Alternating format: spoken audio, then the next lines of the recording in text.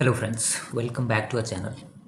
आज एक बहुत ही इंटरेस्टिंग टॉपिक पे मैं बात करने वाला हूँ। वो टॉपिक है एआई। मतलब एआई के आने से बहुत सारी चीज़ें इजी हो गई हैं हर किसी के लिए, बट कुछ लोगों के लिए, इवन कुछ सेक्टर्स के लिए ये बहुत ही पेनफुल है। और ब्लूमबर्ग की एक रिपोर्ट आई थी जनवरी में, जिसमें उसने कहा था कि मतलब आने वाले 3 से 5 साल में ऑलमोस्ट 2 लाख लोगों की जॉब चली जाएगी। ठीक है। और अभी आज की जो न्यूज़ है वो ये न्यूज़ है कि माइक्रोसॉफ्ट ने ऑलमोस्ट 10,000 एम्प्लॉयज़ को निकाल दिया है। तो ये जो एआई है ये किस तरीके से काम करेगा, मतलब आने वाले टाइम में जो आईटी में जॉब्स हैं वो कैसे इम्पैक्ट होंगी, और आने वाले टाइम में इसका जो मार्केट कैप है वो कैसे बढ़ेगा, और इससे इस इंडस्ट्री में जो स्टॉक्स हैं, इंडियन स्टॉक्स जो हैं, वो कैसे परफॉर्म करेंगे, इन सब पे एक डेप्थ लेक्चर रहेगा।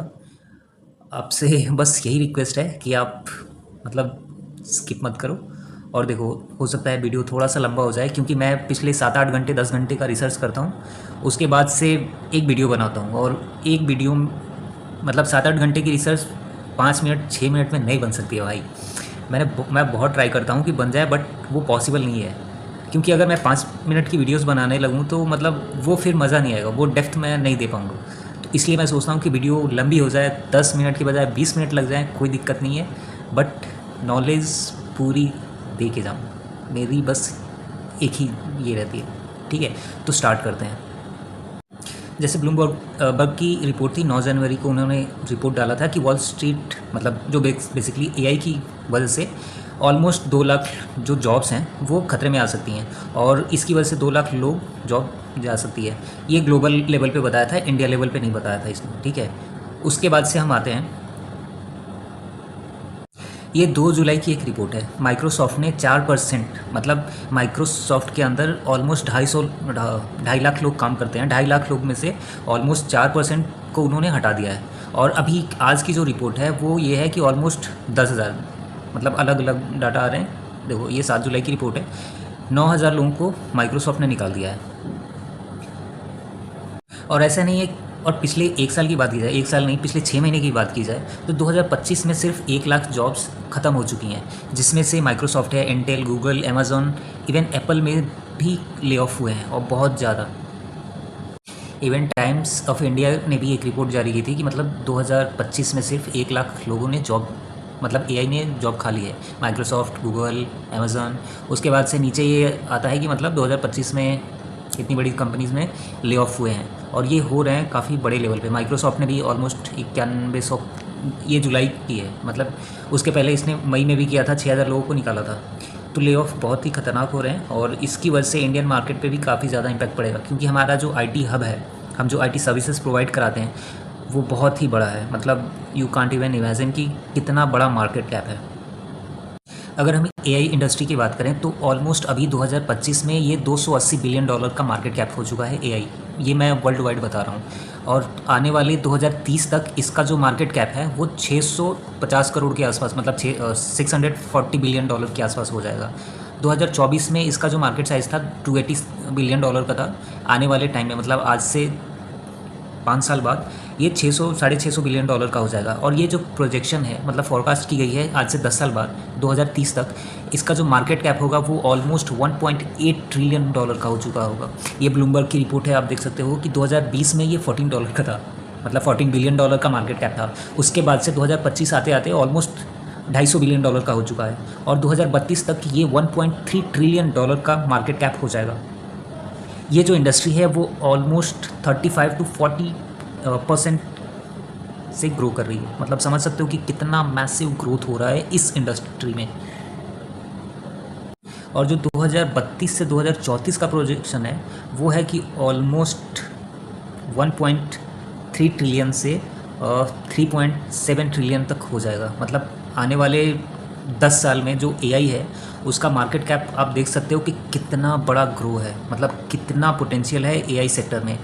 ठीक है, सोचो कि 2020 में ये जो इंडस्ट्री है, एआई इंडस्ट्री, वो सिर्फ $15 बिलियन की थी। 2025 आते आते ये $250 बिलियन की हो चुकी है। और 2030 तक $1 ट्रिलियन की हो जाएगी, और 2032 तक, मतलब अगर मैं 2035 की बात करूं तो 2035 में ये ऑलमोस्ट $4 ट्रिलियन की इकॉनमी हो जाएगी, मतलब मार्केट कैप हो जाएगा। और 2040 तक आते आते हो सकता है कि ये 12 से $15 ट्रिलियन की मार्केट कैप हो जाए। बेसिकली ये इंडस्ट्री हो जाए, एआई इंडस्ट्री। अगर आपको याद हो कि चैट जीपीटी आया था और 2 महीने के अंदर, मतलब जो 100 मिलियन यूज़र्स जो होते हैं, 2 महीने के अंदर इसने क्रॉस कर लिया था। अगर आप देखोगे तो सबसे ज़्यादा ये जो सोशल साइट्स है, वेबसाइट्स हैं, वो यूज़ होते हैं। बट अभी के टाइम पे चैट जीपीटी, ग्रोक, अभी सैमसंग का जेमिनी, मतलब बहुत सारे फीचर्स आ चुके हैं। बहुत पहले अगर आपको याद हो तो एप्पल में सीरी आता था, उसके बाद से सैमसंग ने बिक्सबी स्टार्ट किया, फिर जेमिनी को लाया। तो एआई जो है बहुत ही अलग लेवल पे इवॉल्व हो रहा है। अगर मैं इंडियन एआई मार्केट कैप की बात करूं, मार्केट साइज़ की बात करूं, तो 2024 में ऑलमोस्ट $10 बिलियन के आसपास था। 2024 में $8 बिलियन के आसपास था। 2025 आते आते $10 बिलियन का हो चुका है। बट अगर 2035 में तक देखें तो ऑलमोस्ट ये जो इंडस्ट्री है वो 45 बिलियन तक हो जाएगी। हो सकता है कि 50 बिलियन भी टच कर जाए, क्योंकि यहाँ पे जो ग्रो हो रहा है वो 18 to 20% कैगर से हो रहा है, जो कि बहुत अच्छी चीज़ है। अगर वर्ल्ड वाइड देखें तो वर्ल्ड वाइड ज़्यादा है, मतलब 35 to 40% से ग्रो कर रही है। बट इंडियन मार्केट में हमारी जो ग्रोथ है वो 18% के आसपास है।